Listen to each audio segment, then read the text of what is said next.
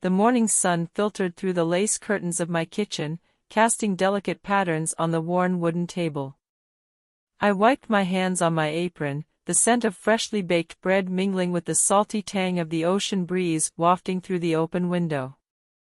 Astoria, Oregon, was a quiet town, and my little house by the sea had been my sanctuary for years. But today, it felt different. Today, it felt alive.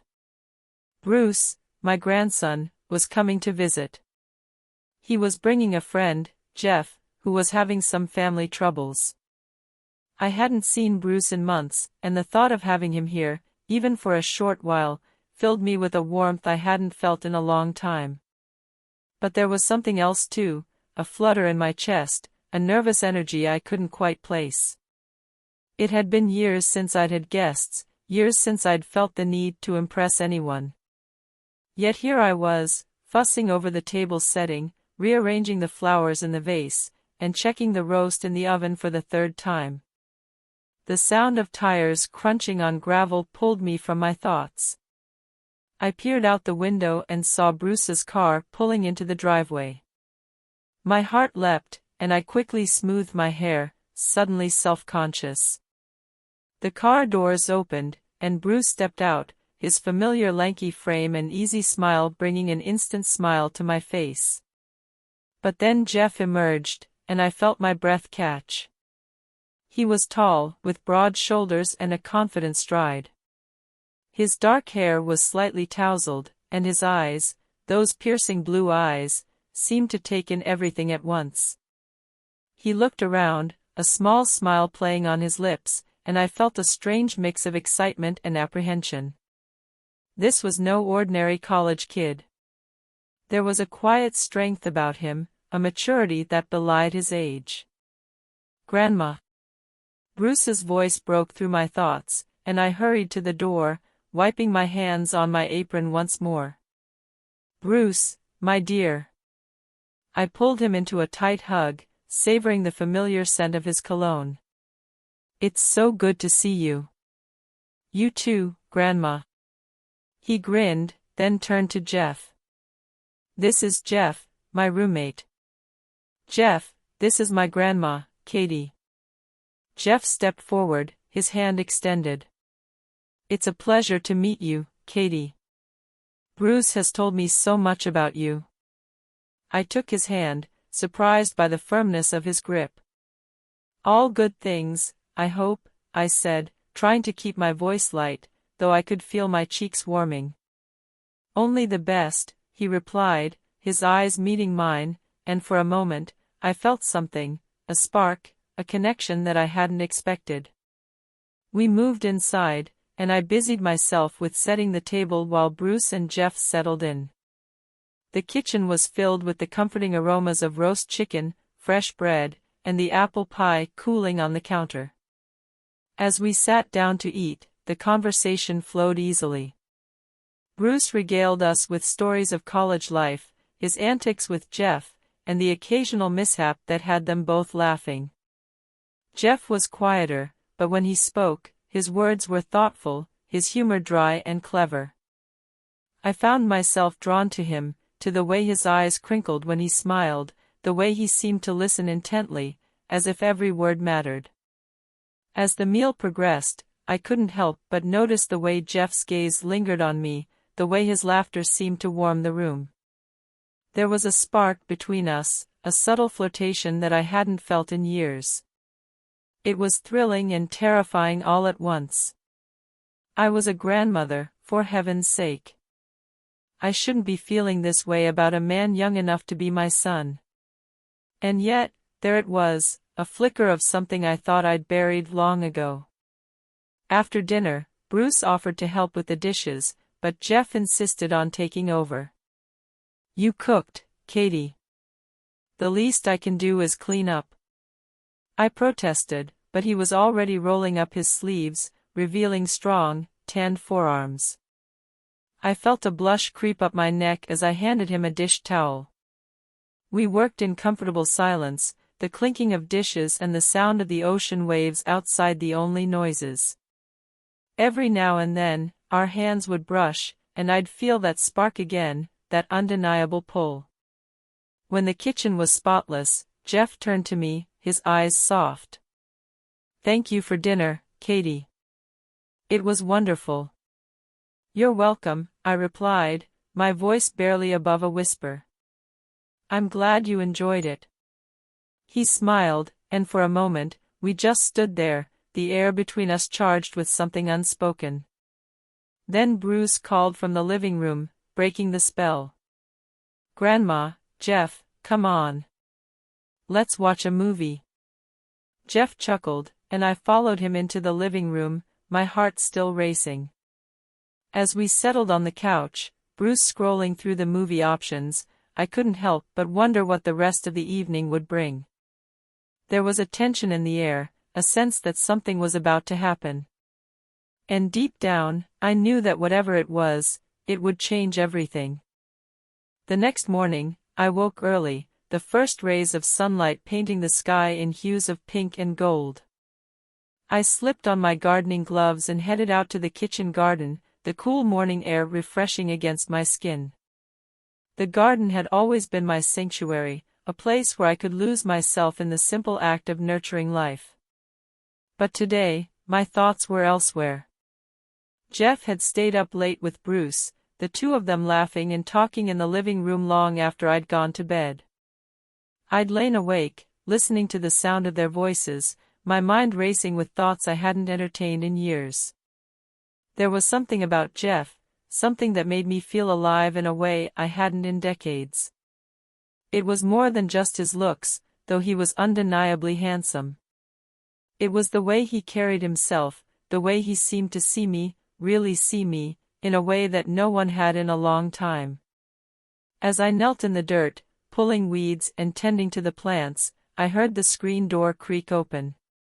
I looked up to see Jeff stepping out onto the porch, a cup of coffee in his hand. He was dressed in a simple t-shirt and jeans, his hair still damp from the shower. He looked so young, so full of life, and for a moment, I felt a pang of guilt. What was I doing, feeling this way about someone so much younger than me? "Morning, Katie," he called, his voice warm and inviting. "Good morning, Jeff," I replied, trying to keep my tone casual. "Sleep well?" "Like a rock," he said, walking over to where I was working. "Need some help?" I hesitated, then nodded. "If you don't mind. There's always more to do in a garden." He set his coffee down on the porch railing and knelt beside me, his hands digging into the soil with ease. We worked in silence for a while, the only sounds the rustling of leaves and the distant cry of seagulls. But the silence wasn't uncomfortable. It was peaceful, almost intimate. "You have a beautiful garden," Jeff said after a while, his voice breaking the quiet. "It's so alive." "Thank you," I replied, smiling. "It's my little piece of paradise." He looked at me, his eyes soft. "I can see why. It suits you." I felt my cheeks flush and turned back to the plants, pretending to focus on the task at hand. But I could feel his gaze on me, and it sent a shiver down my spine. "Katie," he said after a moment, his voice hesitant. "Can I ask you something?" I looked up, surprised by the seriousness in his tone. "Of course." He paused, as if choosing his words carefully. "Do you ever feel lonely?" The question caught me off guard, and for a moment, I didn't know how to respond. Loneliness was something I'd grown accustomed to over the years, something I'd learned to live with. But hearing it voiced aloud, by someone like Jeff, made it feel raw and real. "Sometimes," I admitted, my voice barely above a whisper. "But I've learned to find joy in the little things, my garden, my books, my memories." He nodded, his eyes filled with understanding. "I get that. But, don't you ever want more? Don't you ever want to feel alive again?"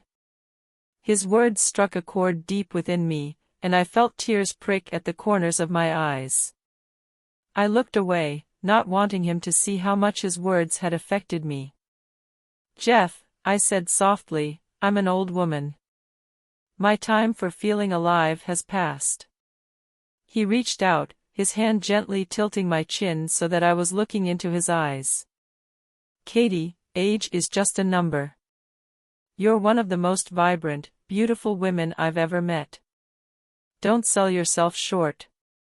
His words were like a balm to my soul, and for the first time in years, I felt seen, truly seen.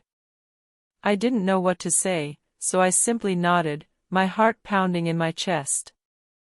We continued to work in the garden, the tension between us growing with each passing moment. By the time we finished, the sun was high in the sky, and I felt a sense of accomplishment, not just from the work we'd done, but from the connection we'd forged. As we walked back to the house, Jeff's hand brushed against mine, and I felt that spark again, stronger than ever. I knew that whatever was happening between us was dangerous, that it defied all logic and reason. But in that moment, I didn't care. For the first time in years, I felt alive, and I wasn't ready to let that feeling go. That evening, after a day spent exploring the town and sharing stories, we settled in for a movie night. Bruce had chosen a horror film, something I wouldn't normally watch, but I didn't want to spoil the fun. As the movie started, I found myself sitting between Bruce and Jeff, the tension from earlier still lingering in the air. The movie was intense, with jump scares and eerie music that had me clutching the armrest of the couch. Every time something frightening happened, I'd instinctively reach out, and more often than not, my hand would find Jeff's. He didn't pull away. Instead, he'd give my hand a reassuring squeeze, his presence calming me in a way I hadn't expected. As the movie progressed, I found myself leaning closer to Jeff, our shoulders brushing, our hands occasionally intertwining. It was innocent enough, but there was an undercurrent of something more, something that made my heart race and my breath catch. When the movie reached its climax, the tension on screen mirrored the tension in the room. I could feel Jeff's eyes on me, and when I turned to look at him, our faces were inches apart. For a moment, time seemed to stand still, and then, without thinking, I leaned in, pressing my lips to his.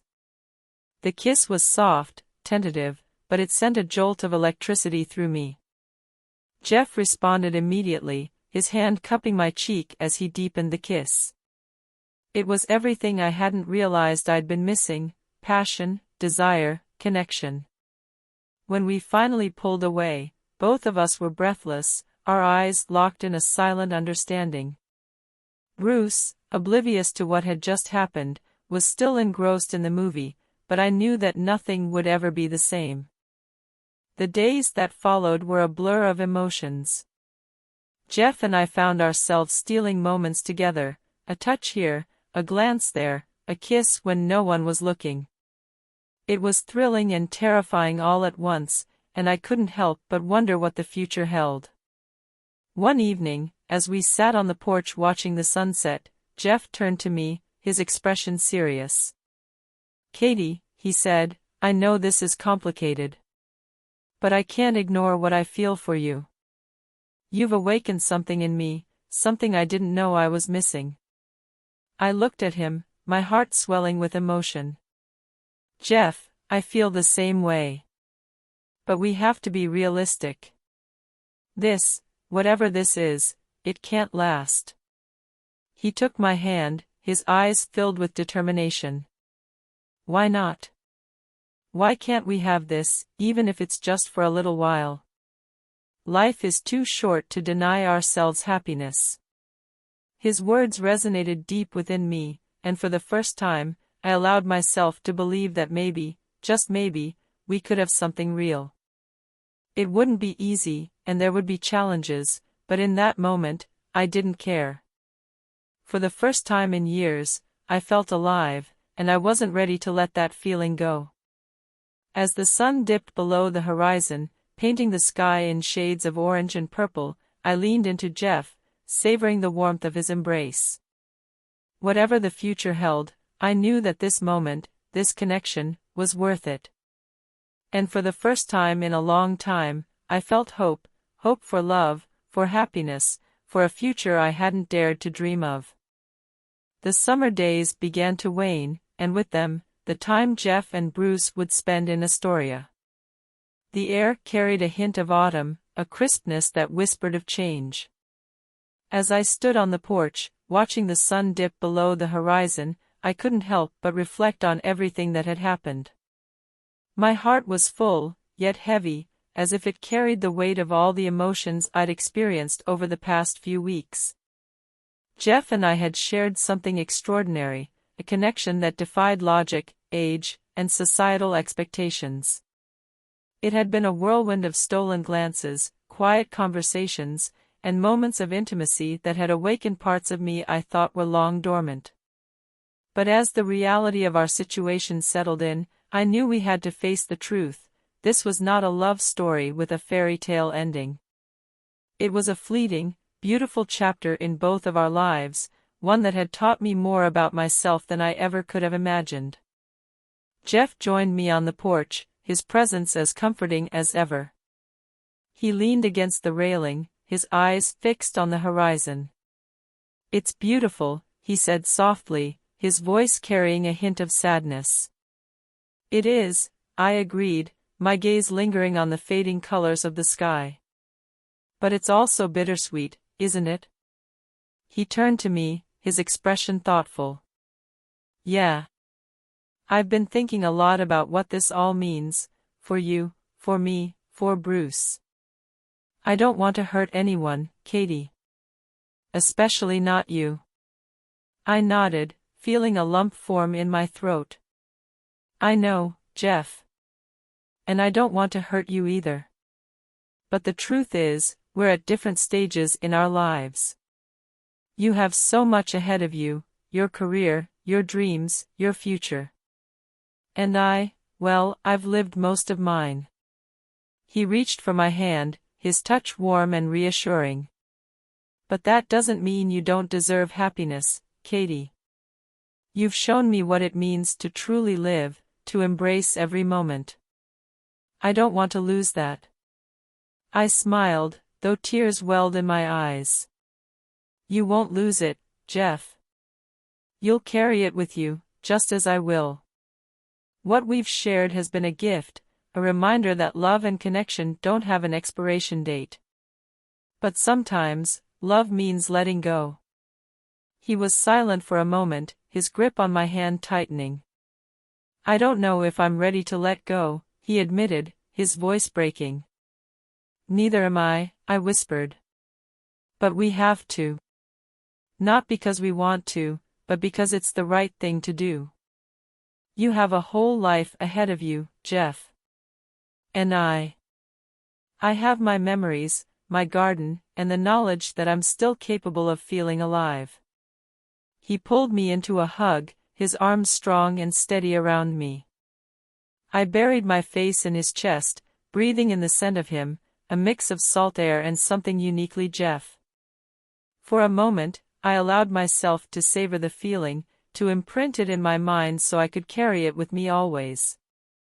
Thank you for listening. Did you like these infidelity stories? Drop a comment below if you want part 2. Subscribe to the channel and turn on notifications for more cheating wife stories.